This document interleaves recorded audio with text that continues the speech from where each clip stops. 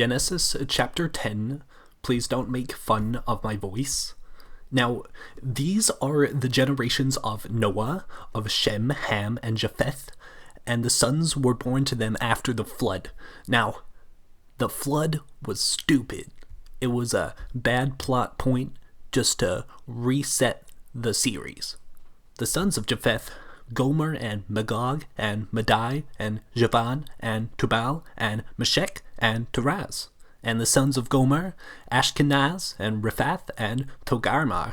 Maybe I should have Googled how to pronounce these names, but I don't give that level of respect to this book of jokes. It's a joke book. You know those 101 jokes you get from the library? This is that. It's idiots. And the sons of Javan, Elisha and Tarshish, Kittim and Rodanim. From these, the islands and coastal regions of the nations were separated into their lands, everyone according to his tongue, according to their families in their nations. So they just invented countries based on their families. And honestly, if I wanted to separate families, I would just join the military. But the military didn't exist at the time because they're idiots. And the sons of Ham, Cush and Mizraim and Put and Canaan. And the sons of Cush, Cush is the name for weed, idiots. Ziba and Havilah and Sabta and Ramah and Sabtijah. And the sons of Ramah, Sheba and Dedan. And Cush begot Nimrod. His name is Nimrod because he's an idiot. He began to be a mighty one on the earth. He was a mighty hunter before Jehovah. Therefore it is said, like Nimrod, a mighty hunter before Jehovah. Now if I call someone a Nimrod, I am not calling them a good hunter. It's because Nimrod is an idiot, just like every other character in this book of lies. And the beginning of his kingdom was Babel, and Erech and Akkad and Calneh in the land of Shinar. From that land he went into Assyria, and built Nineveh, and Rehoboth, and Calah, and Resen between Nineveh and Calah, that is, the great city. And Mizraim begot the Ludim, and the Anamim, and the Lebahim, and the Naphtuhim, and the Pathrusim, and the Casluhim, from which came the Philistines, and the Caphtorim. And the Canaan begot Sidon, his firstborn, and Heth, and the Jebusites, and the Amorites, and the Girgashites, more like Girgashits, and the Hivites, and the Archites, and the Sinites, and the Arvadites, and the Zemarites, and the Hamathites, and afterward the family of the Canaanites were spread out. And the territory of the Canaanites was from Sidon, as you go towards Gerar, as far as Gaza, and you go towards Sodom and Gomorrah and Admah and Zeboim, as far as Lasha. These are the sons of Ham. That was a lot of explanation for the sons of a guy. According to their families, according to their tongues, in their lands, in their nations. So they're giving a lot of context for this. Which is weird because it's not even real. And also to Shem, the father of all the children of Eber, the eldest brother of Japheth, children were born. Wow, children were born? Never would have guessed. The sons of Shem, Elam, and Asher, and Aprikshad, and Lud, and Aram, and the sons of Aram are Oz, and Hul, and Gether, and Mash. And Arphaxad begot Shelah, and Shelah begot Eber, and to Eber were born two sons. The name of one was Peleg, for in his day the earth was divided, and his brother's name was Joktan. And Joktan begot Almadad, and Shelef, and Hazarmetheth, and Jerah, and Haradam, and Uzal, and Diklah. Wow, this is more difficult than I thought it would be to pronounce these names. And Obal, and Abimael, and Sheba, and Ophir, and Havilah, and Jobab. All of these were sons of Joktan. And their dwelling was far from Mishah, as you could go towards Saphah, the hill country of the east. These are the sons of Shem, according to their families, according to their tongues, in their lands, according to their nations. These are the families of the sons of Noah, according to their generations, in their nations. And from these nations were separated on the earth after the flood. They said countries were made from after the flood. I think that's wrong. I thought countries were made by the government, idiot. Chapter 11. And the whole earth had one language and the same speech. But it wasn't English, and English exists now, so I think something different is going to happen. And as they journeyed east, they found a plain in the land of Shinar, and they dwelt there. And they said to one another, "Come, let us make bricks and burn them." You can't burn bricks. Bricks are made in fire. They just dry. And they had brick for stone, and they had tar for mortar. And they said, "Come, let us build ourselves a city and tower whose top is in the heavens, and let us make a name for ourselves, lest we be scattered over the surface of the whole earth." And Jehovah came down to see the city and the tower which the children of men had built. And Jehovah said, "Behold, they are one people, and they all have one language, and this is only the beginning of what they will do, and now nothing which they purpose to do will be kept from them.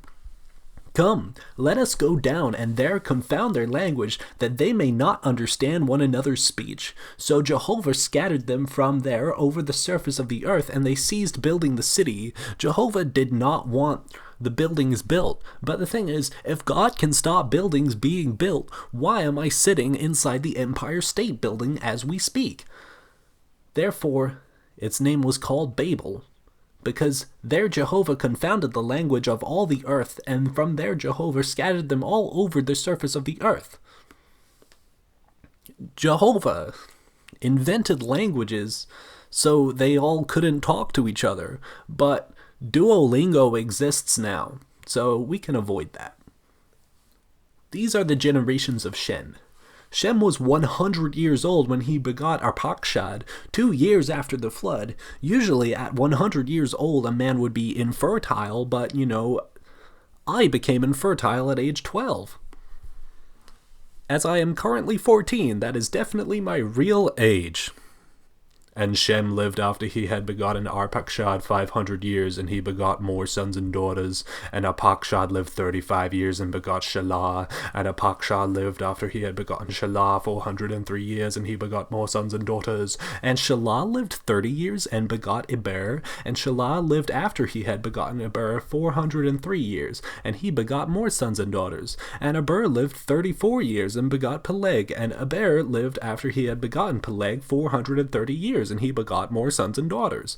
And Peleg lived 30 years and begot Ru. And Peleg lived after he had begotten Ru 209 years, and he begot more sons and daughters. And Ru lived 32 years and begot Serug. And Ru lived after he had begotten Serug 207 years, and he begot more sons and daughters. And Serug lived 30 years and begot Nahor. And Serug lived after he had begotten Nahor 200 years, and he begot more sons and daughters. All of these people have both sons and daughters. That's a lot of kids. And Nahor lived 29 years and begot Terah. And Nahor lived after he had begotten Terah 119 years, and he begot more sons and daughters. And Terah lived 70 years and begot Abram, Nahor, and Haran. Now, these are the generations of Terah. Terah begot Abram, Nahor, and Haran begot Lot. Naming your kid Lot is strange. And Haran died before his father Terah in his land of his birth, in Ur of the Chaldeans.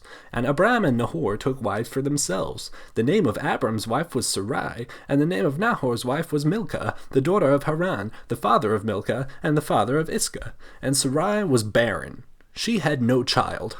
Finally, one of these people did not have a bunch of sons and daughters. And Terah took Abram his son, and Lot the son of Haran his son's son, his grandson you could say, and Sarai his daughter-in-law. His son took Abram's wife, and they went out together from Ur of the Chaldeans to go to the land of Canaan. But when they came back to Haran, they had settled there. And the days of Terah were 205 years, and Terah died in Haran. Chapter 12.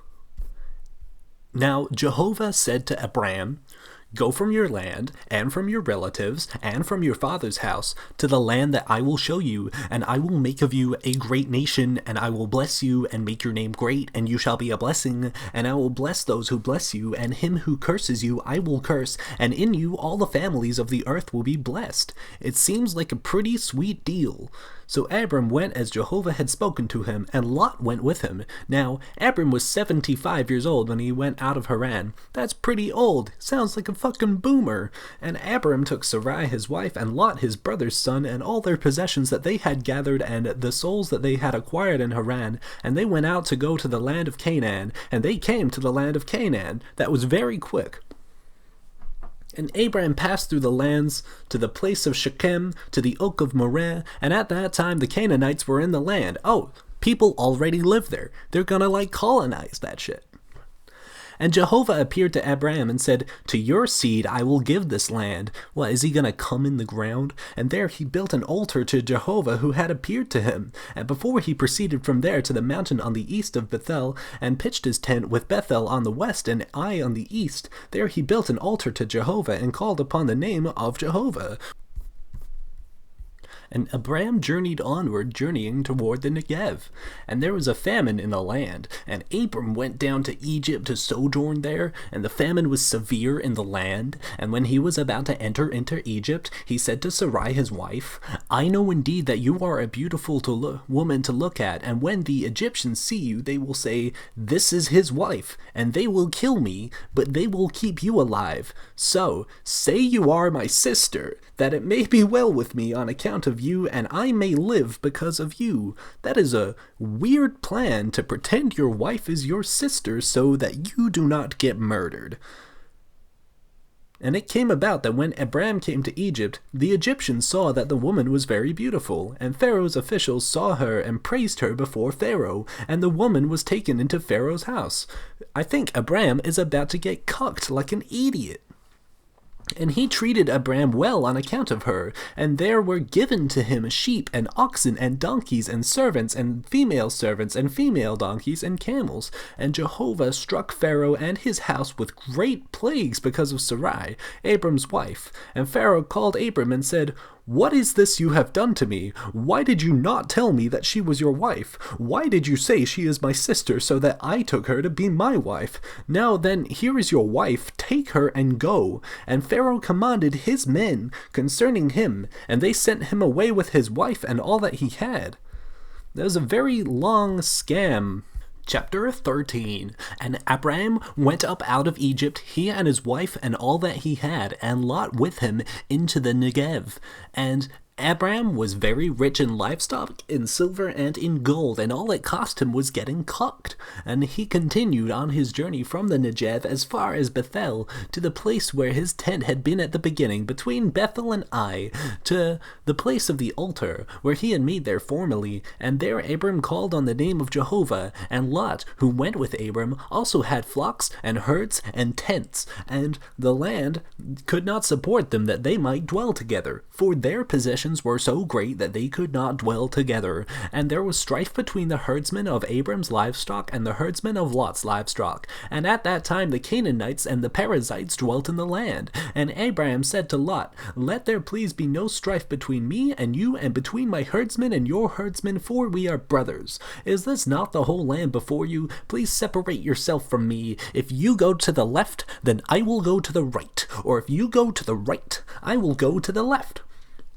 And Lot lifted up his eyes, oh, you mean he looked up and saw the entire plain of the Jordan, that it was well watered everywhere. This was before Jehovah had destroyed Sodom and Gomorrah, like the garden of Jehovah, like the land of Egypt, as you go to Zoar. So Lot chose for himself the entire plain of the Jordan, and Lot journeyed east, and they separated themselves from each other.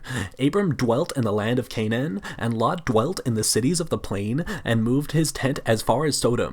Now the men of Sodom were very wicked and sinful towards Jehovah, and Jehovah said to Abram after Lot had separated from him, now lift up your eyes and look from the place where you are, northward and southward and eastward and westward. What, you mean just everywhere, idiot? For all the land that you see I will give to you and to your seed forever, and I will make your seed as the dust of the earth, so that if a man can number the dust of the earth, then your seed can also be numbered.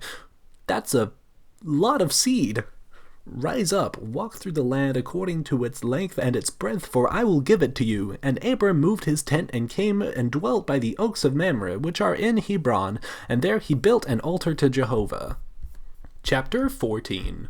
And in the days of Amraphel and the king of Shinar, Arioch the king of Elasar, Chedorlaomer the king of Elam, and Tidal the king of Goim, these kings made war with Barah the king of Sodom, and with Bercha the king of Gomorrah, Shinab and the king of Admah, and the Shemeber and the king of Zeboim, and the king of Bela, that is Zoar, and all these joined together in the valley of Siddim, that is the Salt Sea. 12 years they had served Chedorlaomer, and in the 13th year they rebelled. Imagine putting up with something for 13 years before rebelling. I mean, at my 14th birthday, I told my mom that I did not want a lemon-flavored cake. Who wants a lemon-flavored cake? Stupid Christians. And in the 14th year, Chedorlaomer and the kings who were with him came and struck the Rephaim and Ashtaroth-Karnaim and the Zuzim and Ham and Emim and Shavakarathim. I hope I pronounced that one right. And the Horites in Mount Seir as far as El Paran, which is by the wilderness. And they turned back and came to En Mishpat, that is Kadesh, and struck all the country of Amalekites, and also the Amorites who dwelt in Hazazon Tamar.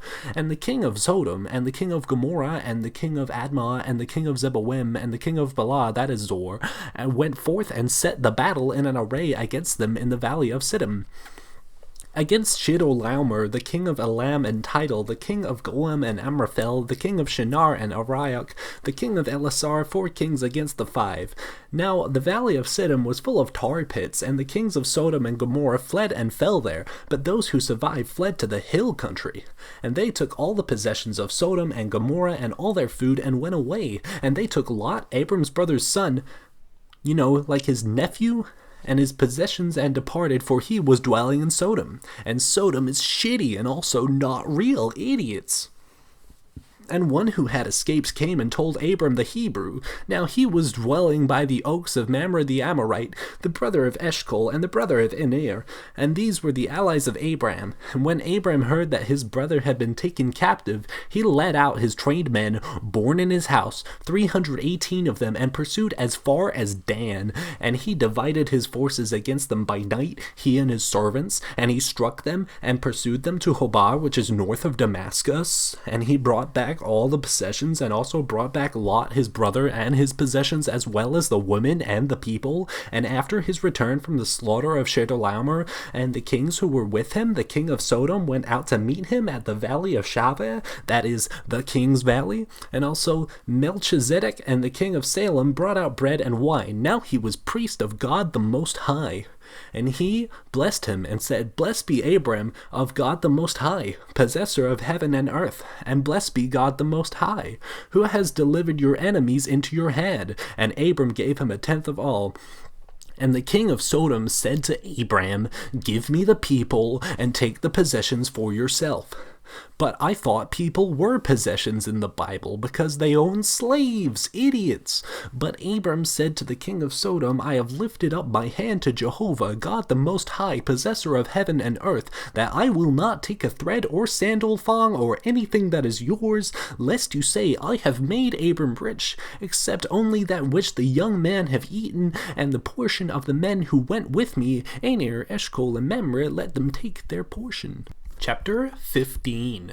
After these things the word of Jehovah came to Abram in a vision, saying, Do not be afraid, Abram. I am your shield and your exceedingly great reward. And Abram said, O Lord Jehovah, what will you give me? For I go childless, and the heir of my house is Eliezer of Damascus. And Abram said, Since you have given me no seed, therefore a servant in my house is my heir.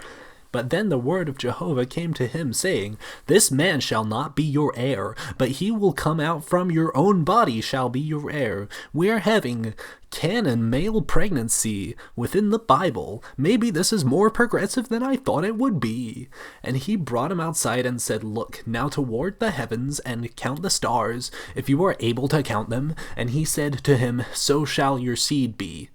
And he believed Jehovah, and he accounted to him as righteousness. Then he said to him, I am Jehovah who brought you out of Ur by the Chaldeans to give you this land to inherit it. And he said, O Lord Jehovah, how will I know that I will inherit it? And he said to him, Bring me a 3-year-old heifer and a 3-year-old female goat and a 3-year-old ram and a turtle dove and a young pigeon. And he brought him all these and cut them in two in the middle and laid the half of each opposite each other. But the birds he did not cut in two. And the birds of prey, like Harley Quinn, came down upon the carcasses, and Abram drove them away. And when the sun was going down, a deep sleep fell upon Abram, and behold, a terror and great darkness fell upon him. And he said to Abram, Know assuredly that your seed will be sojourners in a land that is not theirs, and they will serve them, and they will afflict them 400 years. But I will also judge that nation whom they will serve, and afterward they will come out with great possessions.